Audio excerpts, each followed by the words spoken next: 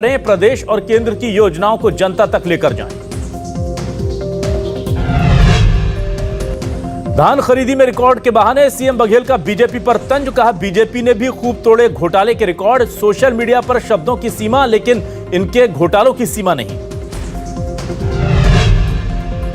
News 24 Madhya Pradesh Chhattisgarh के operation पुड़िया का खंडवा में दिखा असर। जिले में नशे को लेकर police alert. SP Vivek Singh ने दिए नशे के खिलाफ विशेष अभियान चलाने के निर्देश। कल रायपुर पहुंचेगी टीम इंडिया। 21 जनवरी को खेला जाना है न्यूजीलैंड के साथ वनडे मुकाबला। तैयारियों को दिया जा रहा है अंतिम रूप। नागालैंड, त्रिपुरा और मेघालय में चुनाव की तारीखों का ऐलान। त्रिपुरा में 16 फरवरी को मतदान, तो नागालैंड और मेघालय में 27 फरवरी को डाले जाएंगे वोट। 2 मार्च को आएंगे नतीजे।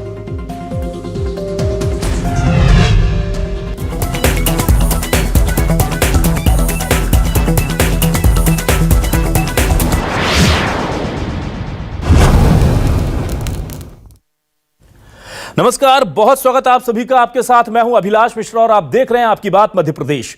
जी हां, मध्य प्रदेश में चुनावी साल है और इस साल नौकरियों की बहार आने वाली है। ऐसा हम इसलिए कह रहे हैं क्योंकि एमपीपीएससी ने एकदम से ढेर सारी भर्तियों को लेकर के कैलेंडर, परीक्षाओं को लेकर कैलेंडर जारी कर दिया है।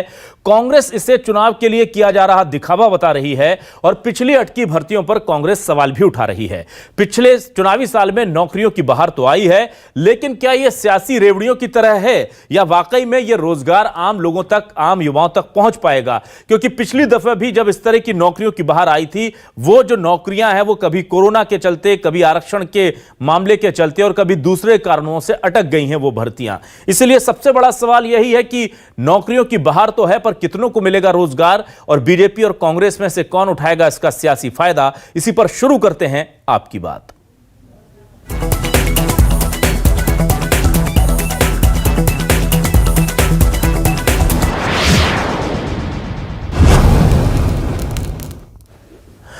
और आइए सबसे पहले सुनते हैं कि कांग्रेस इस पूरे मामले को लेकर क्या कह रही है। गोविंद सिंह और जेपी धनोपिया दोनों ही निशाना साध रहे हैं बीजेपी की इस कोशिश पर, सरकार की इस मंशा पर कि वो युवाओं को वाकई में नौकरी देना चाहते हैं। सुनिए।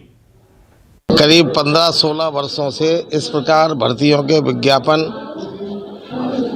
देख रहा हूं। नौजवान बेरोजगारों से भर्ती के नाम पर वसूली करके हजारों रुपए फीस वसूली की जाती है और वो करोड़ों रुपए की फीस इकट्ठी होने पर उससे अधिकारी कर्मचारी विदेश यात्रा करके मौज मस्ती करते हैं। अभी जो भर्तियां निकाली हैं, तत्काल 1 महीने के अंदर सब कार्रवाई होकर लोगों को रोजगार दें।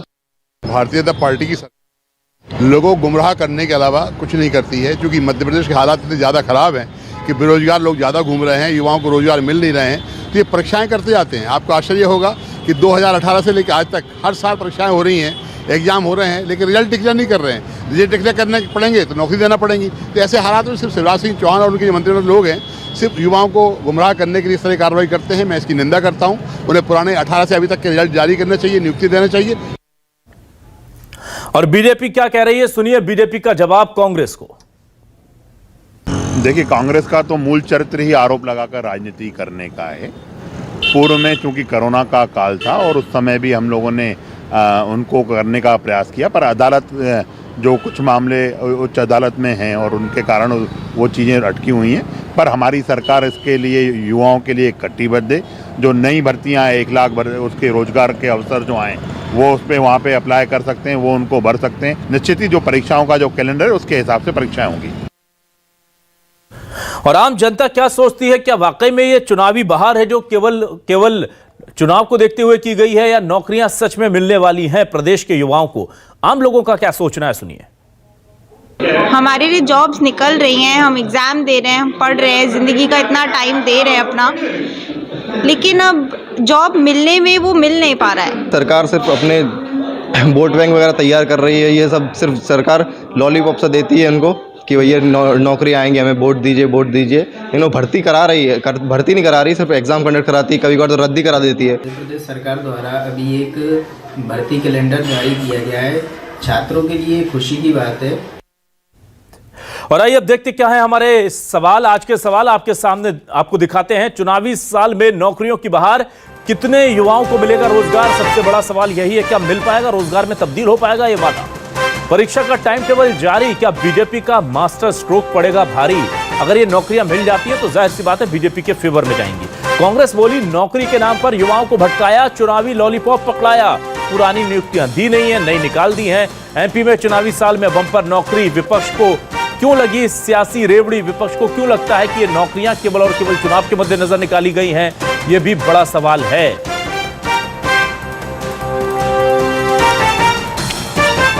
और आइए रुक कर लेते हैं अपने खास मेहमानों का। इस डिबेट का हिस्सा बनने के लिए मेरे साथ कुछ खास लोग जुड़े हुए हैं। मैं सबसे पहले आपका उनसे तारुफ करा देता हूं। आज हमने भारतीय जनता पार्टी से, भारतीय जनता युवा मोर्चा से नेता अंकित गर्ग को आमंत्रित किया। वेलकम टू माय शो अंकित। हमारे साथ आज कांग्रेस से वरिष्ठ नेता प्रवक्ता आनंद जाट साहब जुड़े हुए हैं। आनंद जी, बहुत बहुत स्वागत करता हूं आपका हमारे इस खास शो में। हमारे साथ जुड़े हुए हैं वरिष्ठ पत्रकार सत्यप्रकाश शर्मा जी। सत्यप्रकाश जी, वेलकम टू माय शो। और आज बेरोजगार संघ के अध्यक्ष दिनेश चौहान जी को हमने आमंत्रित किया है। दिनेश जी, स्वागत है आपका। सबसे पहले मैं दिनेश जी आपके पास आता हूं। दिनेश जी, इतनी सारी वैकेंसी निकल गई हैं, आप लगातार मांग करते रहे, आपकी आवाज हम सरकार तक पहुंचाते रहे, अब आपको राहत लग रही है या अभी भी आपके मन में कोई शको सुबह है? क्योंकि लगातार पिछले साल, इस साल में लगातार हम देख रहे हैं पिछले 3-4 महीने से एक के बाद एक ऐलान और परीक्षा के टाइम टेबल जारी हो रहे हैं। बहुत बहुत मैं इसके धन्यवाद देना चाहता हूं कि आपने लगातार हमारी बात उठाई। लेकिन इसके बाद जो 1 लाख की जो घोषणा हुई है, वो 1 लाख की घोषणा आप ये समझ लीजिए कि खीर बनाई गई है, लेकिन वो खीर रखी है फ्लोर पर। युवाओं को किसी को मिलने वाली है नहीं उस खीर में, क्योंकि जब तक आपका संवैधानिक ढांचा सही नहीं होगा, जब तक आपके पास परीक्षा कराने के लिए, रिजल्ट जारी करने के लिए एक विस्तृत नियम नहीं होगा, आप आगे बढ़ ही नहीं सकते। और उसी का सबसे बड़ा वजह है कि 2018 के बाद एक अधिकारी नहीं चुना गया है एमपीपीएससी में, और ना ही आगे चुना जाएगा जब तक उस मुद्दे को पूरा सॉल्व नहीं कर लेते आप। 2019 की भर्ती परीक्षा अटकी हुई है, 2020 की मेंस परीक्षा हो गई है, साल भर होने बाद अटकी हुई है, रिजल्ट नहीं आया। 2022 का नोटिफिकेशन आया है, लेकिन उस पर भी 13 और 87% का मुद्दा डाल दिया गया है। एक भी भर्ती प्रक्रिया में ज्वाइनिंग नहीं मिलने वाली जब तक कि सरकार संवेदनशील होकर के अपने मुद्दों को सॉल्व नहीं करवाती हाईकोर्ट में। और ये कोई बहुत बड़ी बात नहीं है इनको सॉल्व करवाना। जब चुनावी मुद्दा होता है, आज तो 12 बजे सुप्रीम कोर्ट की जा सकती है, और जब संवेदनशील नहीं है सरकारी वकील, संवेदनशील नहीं है सरकार, है कि वहां पर ये मुद्दा अटका ही रहेगा। जब तक आप कोर्ट से रिक्वेस्ट नहीं करेंगे, कोर्ट से आप नहीं बोलेंगे, तब तक ऐसे रिजर्व होकर के मुद्दे रटके रहेंगे, अब कोई भर्ती नहीं होगी। चाहे वो बीजेपी की सरकार हो, चाहे कांग्रेस की सरकार हो। युवाओं को लेकर के जिस दिन इनकी योजना प्रॉपरली बनेगी एग्जीक्यूट करने की, उसी दिन भर्तियां होंगी। इनका प्लान एक्चुअली ऐसा होता नहीं है। जब भर्ती का समय आता है, खासकर इलेक्शन में सिलेक्शन के जुमले गाए जाते हैं, चाहे कांग्रेस सरकार है चाहे बीजेपी सरकार रहे, एक भी सरकार ने आज तक कभी विजन ही नहीं बना पाई कि हम युवाओं को किस सतत प्रक्रिया के तहत रोजगार देंगे। इनके पास एक एजेंसी है व्यापक, मैं आपको बता दूं, नंबर 1 की फ्रॉड एजेंसी। वहां पर अभी आप जानते हैं मैप आईटी का अभी भी जांच पूरी नहीं खोली गई। यहाँ पर पेपर स्कैम हो जाता है, और जैसे देखते हैं कि पकड़े जाने वाले हैं तो पेपर रद्द कर दिया जाता है। आज तक क्यों नहीं बुलडोजर करके आ गया स्कैम करने वालों का? क्यों नहीं हटाया गया उन लोगों को? ठीक है दिनेश जी। उत्तराखंड तक में 10 करोड़ रुपए जुर्माना बना, एक नियम नहीं बनाया गया, न कांग्रेस के द्वारा न बीजेपी के द्वारा। ठीक है, ऐसे लोगों को हम नस्ल नाबूद कर दें। ठीक है दिनेश जी। बच्चों के भविष्य को बर्बाद करते हैं स्कैम करने वाले। हम एक टूटी फूटी एजुकेटिव कंपनी के तहत जाकर के क्या कर रही है? ठीक है दिनेश जी, ठीक है, आऊंगा आपके पास। ठीक है दिनेश जी, ठीक है। कैसे कह सकते हैं दिनेश जी, ठीक है, आप मुझे सुन पा रहे हैं? दिनेश जी, दिनेश जी, आप मुझे सुन पा रहे हैं? मैं आऊंगा आपके पास। ठीक है, आपका पॉइंट आ गया। मैं अब आता हूं आनंद जाट जी आपके पास। आनंद जी, मुझे बताइए, इतनी सारी वैकेंसियां निकल रही हैं, लगातार खुश होना चाहिए कि चलो देर से ही सही वैकेंसी निकल तो रही है। दिनेश जी अपनी वजह बता रहे हैं भरोसा ना होने की, कांग्रेस के पास क्या वजह है?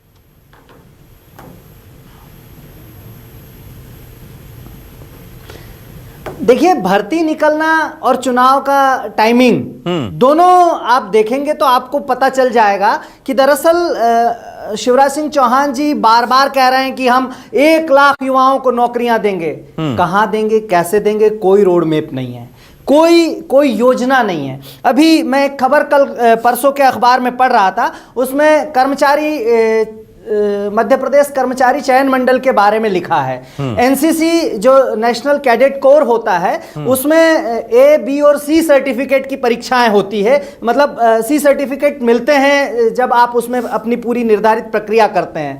तो कर्मचारी चयन मंडल, जिसे पूर्ववर्ती व्यापम के नाम से जाना जाता है, उसने डी सर्टिफिकेट भी मांग लिया है ताकि आपको परीक्षाओं में जो है वो वरीयता दी जा सके। तो मध्य प्रदेश में परीक्षा को लेकर गंभीरता कितनी है, रोजगार को लेकर गंभीरता कितनी है सरकार की, ये इससे दिखता है। और अभिलाष जी, मैं पूछना चाहता हूं कि क्या 18 साल का समय कम होता है?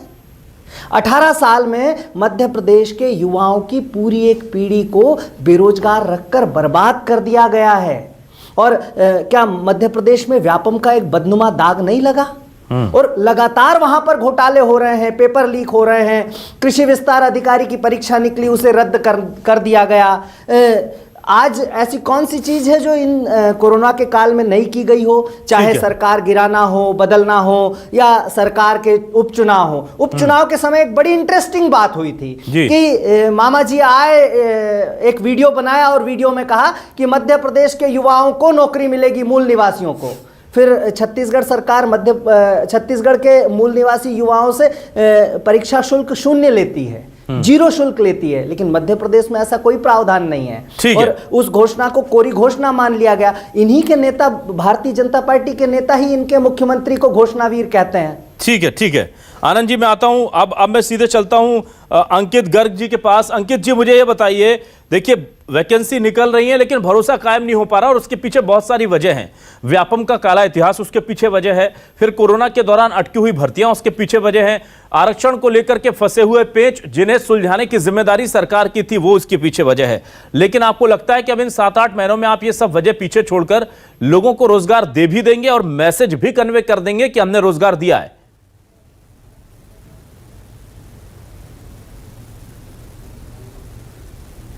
देखिए, हमारा विषय कोई मैसेज कन्वे करना और ये ऐसा कोई महिमा मंडित करने का विषय नहीं है, और एक गंभीर विषय है। आनंद जी का देखिए कष्ट, वो विपक्ष में, उनका कष्ट मैं समझता हूँ। अभी रोजगार के विषय पे बात करते करते उन्होंने बोल ही दिया कि उपचुनाव में सरकार गिरी, और जो भी है उनका कष्ट पता है, वो विपक्ष में है और उनको किसी भी तरह सत्ता में आना है। तो आनंद जी की बात से मेरी पूरी सहानुभूति है उनके प्रति, उसमें कोई दिक्कत नहीं है। थोड़ा इस विषय को मुझे लगता है मेरिट्स पे इस विषय के डिस्कशन करने की आवश्यकता है। देखिए, जो पीएससी का मामला बंधु बता रहे थे, वो मामला ऐसा है कि वो कोर्ट में है और उसमें सरकार ने लगातार अपनी जो काउंसिल माध्यम से, अपने काउंसिल और लॉ की फ्रेटर्निटी के माध्यम से जो कर सकती है सरकार दायरे में रहकर, वो लगातार कर रही है।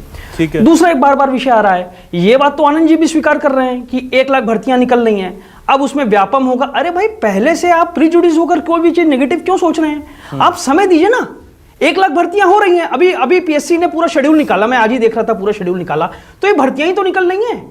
आप इस मानसिकता के साथ क्यों कि हर चीज गड़बड़ी होगी? और अब ये चुनावी वर्ष छोड़ दीजिए। देखिए, एक चीज में मुझे व्यक्तिगत घोर आपत्ति है।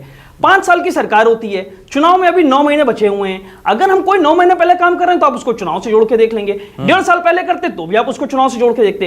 तो इसको राजनीतिक चश्मे से मत देखिए। ये मध्य प्रदेश के छात्रों के हितों में भर्तियां निकल रही हैं और आपको तो इसका स्वागत करना चाहिए। भाई, 1 लाख छात्रों को हम रोजगार दे रहे हैं, आप रोज देखिए भर्तियां निकल रही है। कभी यूनिवर्सिटीज की निकल रही है, कभी कहीं की निकल रही है, कभी कहीं की निकल रही है। इसमें आपत्ति मुझे लगता है किसी को नहीं होनी चाहिए, उसमें राजनीति भी नहीं। अंकित भैया, आप वो दर्द महसूस नहीं कर सकते कि 2019 का जिस व्यक्ति ने इंटरव्यू का वेट कर रहा हो और परीक्षा रद्द कर दी जाए और फिर से बोला जाए कि तुम्हें मेंस देना है। सोचिए, उसका 19, 20, 21, 22 एंड दिस इज स्टेज।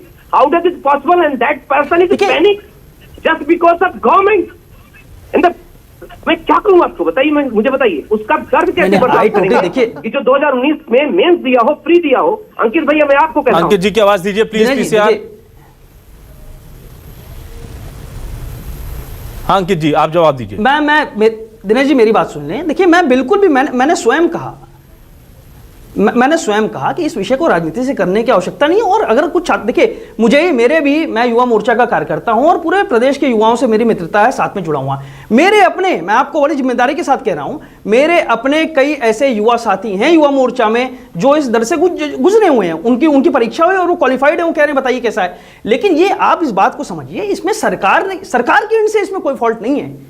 सरकार के प्रयासों में कोई कमी नहीं है। जो ये टेक्निकल पेज फंसा हुआ है, सरकार उसको निरंतर सुलझाने का प्रयास करिए। नष्ट हो रहा है, दिक्कत हो रही है, हम उसको स्वीकार करते हैं, हम उसको स्वीकार करते हैं। ना ना एक मिनट दिनेश जी, एक मिनट आनंद जी कर रहे हैं, लेकिन और अंकित जी दिनेश जी एक मिनट, ठीक है, मैं एक बार सत्यप्रकाश शर्मा जी के पास आता हूं। राजनीति नहीं करनी चाहिए, मेरा बस ये ठीक है, सरकार ही करेगी सर। ना दिनेश जी ठीक है, मैं आ रहा हूं। सरकार ही करेगी, ठीक है दिनेश जी, हमारे साथ है, ठीक है, तो सरकार ही करेगी। ठीक है दिनेश जी, मैं आ रहा हूं, एक मिनट दिनेश जी, मैं जा रहा हूं सत्यप्रकाश शर्मा जी के पास। सत्यप्रकाश शर्मा जी, 1 लाख नौकरियों का ऐलान सीएम शिवराज जी ने किया है, बड़ा ऐलान है, जाहिर सी बात है कि अगर ये पूरा होता है तो मास्टर स्ट्रोक कहलाएगा। लेकिन क्या आपको लगता है कि अगर ये पिछली बार की तरह केवल घोषणा होकर रह गई और एग्जीक्यूशन होकर के नियुक्ति पत्र इस बार लोगों के हाथ में नहीं आ पाए तो ये ऐलान बैकफायर भी कर जाएगा? क्या आपको लगता है इसमें खतरा दोनों तरफ है, दुधारी तलवार है? जी अभिलाष जी, बिल्कुल। देखिए, कोई भी गवर्नमेंट अगर युवाओं के लिए कुछ अच्छी चीज़ें लेकर आती है, विशेषकर रोजगार के अवसर लेके आती है, तो इससे अच्छा कुछ भी नहीं हो सकता है। लेकिन मध्य प्रदेश एक ऐसे मुहाने में है जहां पर कहीं ना कहीं लीगल कॉम्प्लिकेशन में ये सभी मामले फंसते चले जा रहे हैं। सरकार की इच्छा शक्ति कहीं ना कहीं वहां कमजोर नजर आती है, जिसमें वो इस लीगल कॉम्प्लिकेशन से आगे नहीं निकल पा रही है। भर्तियां लेकर आई एक अच्छा स्टेप है, इसको चुनाव से जोड़ो या ना जोड़ो, हालांकि कुछ भी हो, मिलेगा तो युवाओं को प्रदेश के रोजगार ही, तो ये कोई सी भी गवर्नमेंट आई हो। लेकिन ये जब कांग्रेस गवर्नमेंट ने, आपको पता होगा कि 27% ओबीसी को आरक्षण किया, उसके पहले भी कांग्रेस की गवर्नमेंट मध्य प्रदेश में रही, बीजेपी की गवर्नमेंट रही। जब सुप्रीम कोर्ट ने 9 शेड्यूल की बात को खत्म कर दिया कि स्टेट के राइट्स को, उसके पहले भी तो साधन थे।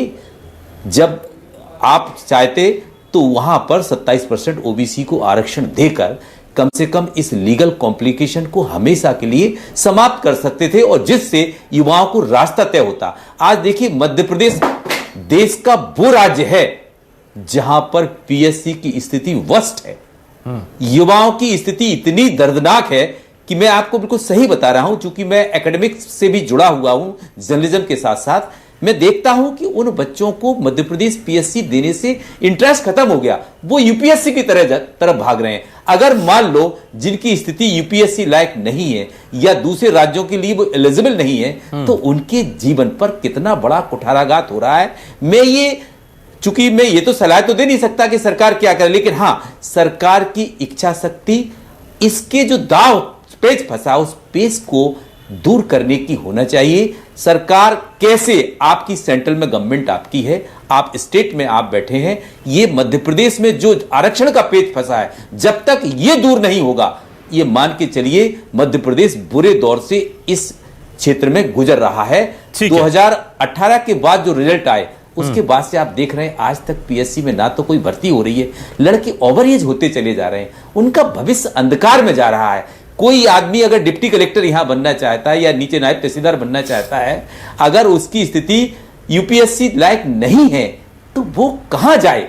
मैं आपको बिल्कुल सही बता रहा हूं, लोग अपने दूसरे, कहीं कोई स्टार्टअप की तरफ जा रहे हैं, कोई दूसरी नौकरियों की तरफ जा रहे हैं, कहीं कोई एसएससी की तरफ जा रहे हैं। कुछ सबक स्टेट गवर्नमेंट को कम से कम सेंटर से लेना चाहिए कि वहां की स्थिति आज भी ठीक है, भले ही एग्जाम होते लेट है 1-2 माह, पर अपने कैलेंडर के हिसाब से हो रहे हैं। मध्य प्रदेश का कैलेंडर जो आज के 30 साल पहले, 40 साल पहले पीएससी का हुआ करता था, वाकई वो तारीफ के काबिल था, लेकिन कुछ समय में ये देखा जा रहा है कि वो कैलेंडर लगातार कहीं डिस्टर्ब होता चला जा रहा है, जिसके कारण युवा इसको बुरी तरह से फेस कर रहे हैं और कारण ये भी बन रहा है कि उनका जीवन भी अंधकार में जा रहा है। हम ऐसी स्थिति में केवल घोषणाओं के साथ युवाओं को मौका नहीं दे सकते। युवाओं को अगर वास्तव में मौका देना है तो लीगल कॉम्प्लिकेशंस को सॉल्व करना पड़ेगा। अगर सरकार की इच्छा शक्ति मजबूत हो तो ये चीजें हमेशा सॉल्व हो भी जाती हैं। ठीक है सत्यप्रकाश जी, मैं आता हूं वापस दिनेश चौहान जी के पास। दिनेश चौहान जी, मुझे ये बताइए कि क्या वाकई में ये जो नौकरियों के अवसर आए हैं, ये सिर्फ आपको सियासी नजर आते हैं? आपको लगता है कि नहीं, अगर ये एग्जीक्यूट हो जाएंगे तो बहुत राहत मिल जाएगी? क्योंकि कुछ अच्छाई भी तो देखनी पड़ेगी अगर ये एग्जीक्यूट हो जाते हैं। मैं तो स्वागत करता हूं ना जी, मैं कहता हूं कि 1 लाख भर्ती कराए, धन्य है ऐसे हमारे सीएम। लेकिन जब मनसा की बात आती है ना, तो सबसे पहले ये दिखाई देता कि मैं जब दरवाजे खोलूंगा तब तो मेरे घर से बाहर बोरे निकलेंगे। मैं घर में बोरों की गिनती कर दूं कि मेरे घर में 1 लाख बोरे हैं, युवाओं को देने वाला हूं, और आपने बाहर दरवाजे तो लगा दिए हैं। जब आपको पता है कि सरकार के अलावा कोई दूसरा व्यक्ति है नहीं जिसको मैं 40 लाख बेरोजगार युवाओं की तरफ से, जो गर्ग साहब है, अंकित गर्ग भैया, मैं आपको कहता हूं कि आप सरकार को बोलिए आप 14% पर ओबीसी का रिजर्वेशन दे दिए, एक बच्चा ऑब्जेक्शन नहीं उठाएगा, लेकिन रिजल्ट दीजिए, ज्वाइनिंग दीजिए मालिक, ज्वाइनिंग दीजिए, कम से कम भर्ती को मत झटकाइए, क्योंकि सबको पता है कि ओबीसी को चुनावी मुद्दे से जोड़ करके देख करके 27 से ना तो इधर जा रहे हैं ना उधर जा रहे हैं, गले की हड्डी बन गई है बिल्कुल, और उसका सिर्फ हरजाना भोग रहा है युवा। आप 14% पर रिजल्ट दीजिए और कह दीजिए कि हम जब पूरा लीगल फॉर्मेलिटीज कर लेंगे तब 27 देंगे, लेकिन आप रिजल्ट तो दीजिए। आप उस पर कुछ कर नहीं रहे, क्योंकि कमलनाथ जी जब से उन्होंने एक ऐसा जो पासा फेंका कि वो पासा ऐसा हुआ कि ओबीसी वर्ग को कोई भी नहीं चाहता कि उसको बिल्कुल बुरा लगे कि 27 से कम कर रहे हैं, जबकि ओबीसी का ही सत्यानाश हो रहा है। अगर वो 5 साल से उसके बच्चों को नौकरी मिलती तो 14 70% युवा जो है आज ओबीसी का भी अंदर होता, लेकिन किसी वर्ग का हो ही नहीं रहा, बल्कि वो ओवरेज हो रहा है। आप देखिए एसआई की भर्ती पिछले 5 साल से नहीं है, कांस्टेबल की रिक्रूट अभी भी हाई कोर्ट के अधीन चल रही है, शिक्षक भर्ती 30-30 साल में निकल रही है, 18 साल में एआरओ की भर्ती आ रही है। अब किस चीज की बात कर रहे हैं आप इसमें? आप अगर चर्चा करेंगे अभी भी एक्समैन और महिलाओं का रिजर्वेशन का मुद्दा हाई कोर्ट में अटका हुआ है, आज तक सरकार नहीं समझ पाई इस बारे में कि हम क्या कर रहे हैं, कितनी गलत कर रहे हैं हम। आज बता दूं, आज इनका एमपी ऑनलाइन आईसीयू में है, और इनके जो क्या नाम है रोजगार पंजीयन साइट को मिर्गी मार रही है। आज बच्चों के रोजगार पंजीयन नहीं मार पा रहे। आज डिजिटल इंडिया डिजिटल की बात करते हैं, मध्य प्रदेश की गवर्नमेंट की वेबसाइट ऐसे काम नहीं कर रही है। कल पटवारी भर्ती की आखिरी डेट है और आज तक 50 लाख टोटल फॉर्म भरने का अनुमान है, पटवारी और अन्य फॉर्म एग्जाम को लेकर के, और उसका मल्टीप्लाई करके देखिए जरा कितने अरब रुपए जाके बस इकट्ठा हो रहे हैं।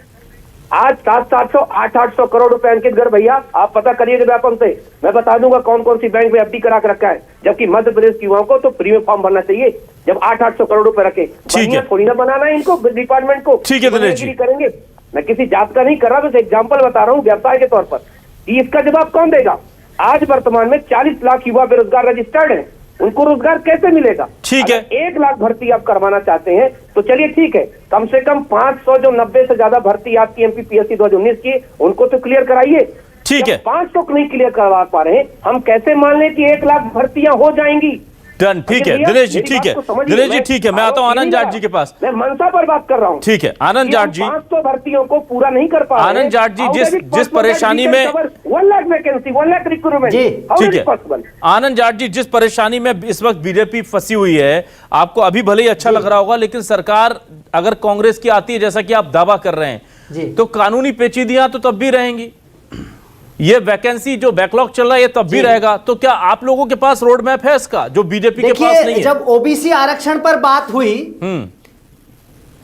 हाँ बिल्कुल है, बिल्कुल है। जिस प्रकार से हमने तो अभी आदरणीय कमलनाथ जी ने ट्वीट करके बता भी दिया है कि 3 महीने में जो है वो रिजल्ट को, हम किसी भी परीक्षा का रिजल्ट देने के लिए बाध्य होंगे, हमने इस तरह की व्यवस्था करने की बात कही है। लेकिन मैं ये पूछना चाहता हूं कि जब पंचायत चुनाव के लिए ओबीसी आरक्षण की बात हुई तो रात में कोर्ट खुल गया था, तब दिक्कत नहीं हुई थी। युवाओं के रोजगार की बात आई तो आप अगले बगले झांकने लगे। लेकिन मध्य प्रदेश के युवाओं का दर्द क्या है, इस दर्द को मैं दो बातों से समझाना चाहता हूं कि भर्ती निकले तो इम्तिहान नहीं, परीक्षा हो तो परिणाम नहीं, परिणाम निकले तो ज्वाइनिंग नहीं।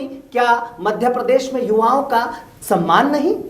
वास्तव में ये सच्चाई है, क्योंकि 5 जून 2018 को मध्य प्रदेश के मुख्यमंत्री जी ने कैबिनेट की बैठक में निर्णय लेने के बाद कहा था कि हम संविदा की शोषण की व्यवस्था को खत्म करने जा रहे हैं। मैं पूछना चाहता हूं कि आज स्वास्थ्य संविदा कर्मी जो हमारे भाई हैं वो धरने पर क्यों बैठे हैं, क्यों वो हड़ताल कर रहे हैं?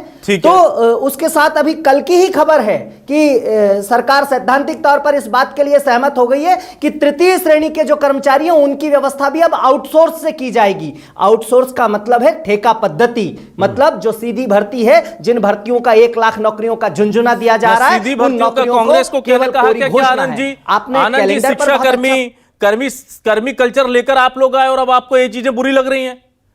जिस चीज को जिस बबूल को बोकर आप गए थे वही तो पेड़ बन गया है। कर्मी कल्चर जो है कैबिनेट में दिनेश जी, ठीक कह रहा हूं मैं। पास हो गया, मध्य प्रदेश उसके की बाद हालत है, अगर कमलनाथ उसके जी ने लिए इस पर जिम्मेदार बात भी कांग्रेस कही नहीं है क्या? और हम बिल्कुल ये ठेके की व्यवस्था खत्म करेंगे। मैं एक 27% का नहीं खेलती गेम आज 5 नहीं, बिल्कुल नहीं है। मैं बता देता हूं क्यों नहीं है, क्योंकि वो स्थायी व्यवस्था के तौर पर हमने शुरू नहीं की मैं थी। बता रहा हूँ, हम लोग एक हियरिंग चेक करते थे, एक हियरिंग चेक करते थे। आप जो सरकारी है वकील के थोड़ी पास टाइम नहीं सभ्यता मिलता था वकील साहब के पास, क्योंकि आपके वकील नहीं जाते हैं, कर्मी कल्चर आप लाते हैं और आप फिर बीजेपी पर उंगली भी उठाते हैं।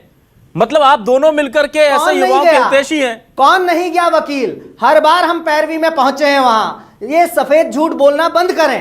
मैं उससे आगे की बात पूछना चाहता हूं कि ये जिस प्रकार से आज जो है ये कह रहे हैं कि ठेका पद्धति पर हम तृतीय श्रेणी लाएंगे, उस सवाल का जवाब देने की कोशिश करेंगे पूरे साल भर की, क्योंकि हम लोग तो एमपीपीएससी मेन से एस्पिरेंट है, हमें पता है ना।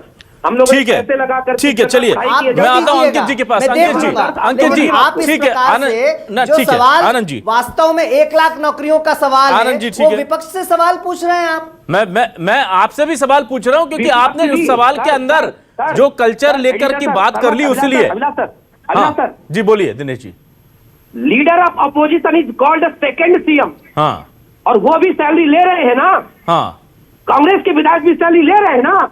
We have a right to ask the question with each and ना every सब and सारे जनप्रतिनिधियों से पूछेंगे, आप बिल्कुल निश्चिंत क्यों नहीं रहिए। पूछेंगे? युवाओं क्यों के नहीं लिए हमें पूछेंगे? जिससे सवाल किसी पूछना को हम भी पूछेंगे, विपक्ष हुई। कांग्रेस से पूछेंगे, बीजेपी बिल्कुल से आप सवाल पूछेंगे, पूछिए। तमाम लोगों से बिल्कुल आप पूछेंगे। सवाल पूछिए। चलिए मैं आ रहा हूं लेकिन अंकित गर्ग जी, आपके पास आता हूं क्योंकि देखिए 20 सालों में से 18 आप साल किस तरह आपने की राज बातें किया कर रहे हैं? तो निशाने पर तो आप होंगे ही होंगे। और ये जो सिस्टम बना है एमपीपीएससी का बैकलॉग, आरक्षण का पेच, अगर परीक्षाएं हो रही, रद्द हो रही है, पेपर लीक हो रहा है, जो भी हो रहा है उसके लिए जिम्मेदार आप हैं, क्योंकि आप तो कहते हैं कि 1.5 साल में इन्होंने कुछ नहीं किया। अगर अच्छा नहीं किया तो बुरे की भी जिम्मेदारी आपको लेनी पड़ेगी। अब मुझे ये बताइए, इतने 8-9 महीने में कैसे सुधार लेंगे सारे हालात? देखिए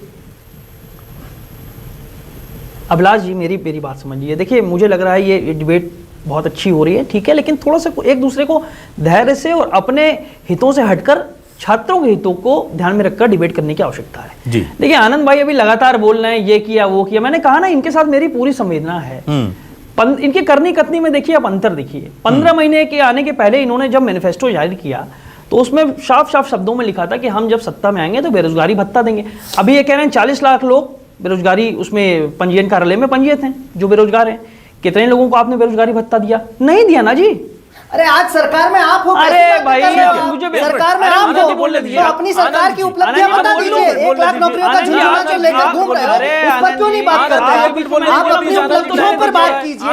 रोडमैप कहाँ है जिस पर आप बात करना चाहते हैं? कांग्रेस की सरकार, कांग्रेस की सरकार 18 साल बढ़े हैं या 15 महीने बढ़े हैं? 18 साल पर बात कीजिए ना। ठीक है आनंद जी, 1 लाख नौकरियों आनंद जाट जी 1 मिनट रुक जाइए, अंकित जी को बोलने दीजिए प्लीज। आनंद जी ज्वाइनिंग कब होगी? ना, आनंद कैलेंडर में ये कहा है कि परीक्षाएं कब होगी? ठीक है, कैलेंडर में अंकित जी बोलिए। नहीं है एमपीपीएससी ने जो जारी किया है, तो आप 15 महीने पर बात करेंगे, 18 साल पर बात करेंगे? सब पे करूंगा, 18 साल पर बात कीजिए। 18 पे भी करूंगा और 15 कीजिए 18 साल पर। आपने कब नौकरियां दी? 15 महीने में आपने और क्यों ओबीसी की पैरवी आप नहीं करते हैं? नहीं बोलने आज कीजिए ना। देखिए कांग्रेस की यही स्टाइल है, जब कुछ नहीं है तो खूब चिल्लाओ हल्ला स्टाइल नहीं है। आप 18 साल से सत्ता में है, सवाल पूछने की बजाय जवाब देने का समय है। बोलने दीजिए ना साहब, बोलने दीजिए आनंद जी, बोलने दीजिए मुझे। आप बोलने तो दीजिए। अरे जवाब दीजिए ना। दे रहा हूं, बोलने देंगे तब आप प्रश्न पूछ रहे हैं, जवाब दीजिए पहले। नहीं, आपके 15 महीने का भी प्रश्न होगा और मेरे 18 साल का भी 18 साल पर जवाब पहले होगा। 18 साल पर पहले जवाब होगा, तभी आप बात करेंगे। तो 15 महीने में आपने 18 साल में आपने मध्य प्रदेश की पूरी एक युवाओं की पीढ़ी को बेरोजगार रखकर बर्बाद किया है और नेता पुत्रों को नौकरियां मिली है। नेता पुत्र राजनीति में आए हैं, उनकी नौकरी। ठीक है, चलिए ठीक है, 1 मिनट में आता हूं। नहीं, समय खत्म हो रहा है। मैं सत्यप्रकाश जी के पास आता हूं। प्लीज सर, समय खत्म हो रहा है। सत्यप्रकाश जी मैं आपके पास आना चाहूंगा। सत्यप्रकाश जी मुझे ये बताइए, क्या आपको लगता है कि बीजेपी अपनी पिछली गलतियों से सीख लेकर के चुनाव से ठीक पहले तक नियुक्ति पत्र थमा देगी? इतना आसान होगा, इतना इजी होगा? या आपको लगता है कि नहीं, ये बहुत मुश्किल हो जाएगा? क्योंकि अभी तो केवल टाइम टेबल जारी हुआ है, परीक्षा होना, नियुक्तियां होना, और इसका असर इंपैक्ट जो है वो उतना फायदा नहीं दिला पाएगा जितना सोचा जा रहा है। मुझे बोलने नहीं दे रहे ना अभिलाष जी, मुझे बोलने ही नहीं दे रहे। अंकित जी जल्दी बोल लीजिए आप प्लीज। हाँ, मुझे मेरी बात रखने का अवसर मिलना चाहिए। बोलिए, मुझे मेरी बात। ठीक है सत्यप्रकाश जी, अंकित जी की बात तो मुझे बात बोलने का अवसर मिलना चाहिए। हाँ बोलिए अंकित जी, बोलिए प्लीज। मेरा ये कहना है 15 महीने में आपने क्या किया? ठीक है, आप बोलिए ना, विपक्ष में आप बोलिए, मैं 18 महीने का विचार। देखिए अभिलाष जी, इस बात को कोई झुटला नहीं सकता। अगर इस बीमारू प्रदेश को आज एक अग्रिम राज्य बनाने में, एग्रीकल्चर में नंबर 1, रोड स्वच्छता में इंदौर नंबर 1, भोपाल स्वच्छता में राजधानियों में नंबर 1, जितनी भी ये प्रधानमंत्री रोजगार की रोडें हैं उसकी क्वालिटी में पूरे, ये हमने नहीं तय किया, ये केंद्र ने तय किया है सर्वे के आधार पे, रोड की क्वालिटी में नंबर 1। एक मिनट आनंद जी, नंबर 1, ठीक है जी, आनंद जी को बोलने सुधार करेंगे नंबर पर। देखिए स्वास्थ्य में 19 बड़े राज्यों में 17वें नंबर पर, और मध्य प्रदेश कुपोषण में नंबर 1, मध्य प्रदेश में गरीबी 4 बड़े राज्यों में 2.5 करोड़ लोग। चलिए ठीक है, मैं माफी चाहूंगा दोनों, अंकित जी और आनंद जी से, दोनों को माफी के साथ में आपको म्यूट करवाना पड़ेगा मुझे, क्योंकि मुझे सत्यप्रकाश जी से एक सवाल लेने की इजाजत दीजिए प्लीज। सत्यप्रकाश जी जल्दी से प्लीज मुझे बताएं, क्या वाकई में फायदा मिल पाएगा बीजेपी को इसका? देखिए अभिलाष जी, हिंदुस्तान की जो पॉपुलेशन है वो यूथ पॉपुलेशन कहलाती है, और मध्य प्रदेश भी उसी का पार्ट है। दुनिया की सबसे बड़ी यूथ पॉपुलेशन हिंदुस्तान में है। ऐसी स्थिति में कोई भी इलेक्शन हो, उस इलेक्शन में युवाओं को इन्फ्लुएंस करना हर पॉलिटिकल आउटफिट का अपना एक सोच होता है। कहीं ना कहीं मध्य प्रदेश की जो रूलिंग बीजेपी है वो भी इस तरफ बढ़ रही है, और मुझे ऐसा लगता है कि सरकार हर एफर्ट्स लगाएगी इस चीज के लिए, जिससे कि कहीं ना कहीं वो अपनी इस अनाउंसमेंट को फुलफिल कर सके। लेकिन मैं बार बार यही कहूंगा, जब तक लीगल कॉम्प्लिकेशंस को दूर नहीं किया जाएगा तब तक इस चीज को फुलफिल करना बहुत कठिन कदम होगा।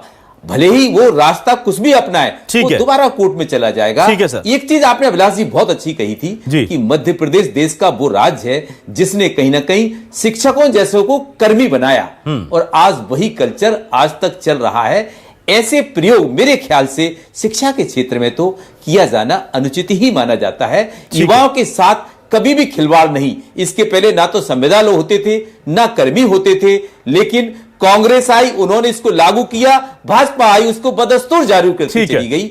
इस पर कहीं ना कहीं दूसरे राज्यों से सबक लेकर स्टेट को एक ऐसा स्टेट बनाए जिससे युवाओं की नीतियों के मामले में जब मुख्यमंत्री युवा पॉलिसी लाना चाहते हैं, उस समय इनके जो हित हैं उनकी रक्षा के लिए। ठीक है सर, वक्त कम है, लेकिन मध्य प्रदेश के युवाओं की बात है। बीजेपी और कांग्रेस सबको साथ आना होगा। युवाओं की जो उम्मीदें हैं उन्हें पूरा करने के लिए जाहिर सी बात है अभी तक वादे हुए हैं, अब कागजों पर नहीं जमीनी स्तर पर काम दिखना चाहिए। टाइम टेबल जारी नहीं होने चाहिए, नियुक्ति पत्र जारी होने चाहिए, लोग आकर के ज्वाइन करें, मिठाइयां बांटें, तब उससे बड़ा प्रचार प्रसार किसी सरकार के लिए क्या होगा। अगर किसी के घर से कोई सरकारी नौकरी पर लग जाता है तो आप मानिए क्या आलम होता है घर का। तो अगर सरकार को वाकई में चुनावी फायदा भी अगर उठाना है तो कम से कम युवाओं को तो उनका हक देना ही होगा। बहुत बहुत शुक्रिया अंकित गर्ग जी, आनंद जाट जी, दिनेश चौहान जी, सत्यप्रकाश शर्मा जी हमारे साथ जुड़ने के लिए। तमाम दर्शकों का शुक्रिया, नमस्कार।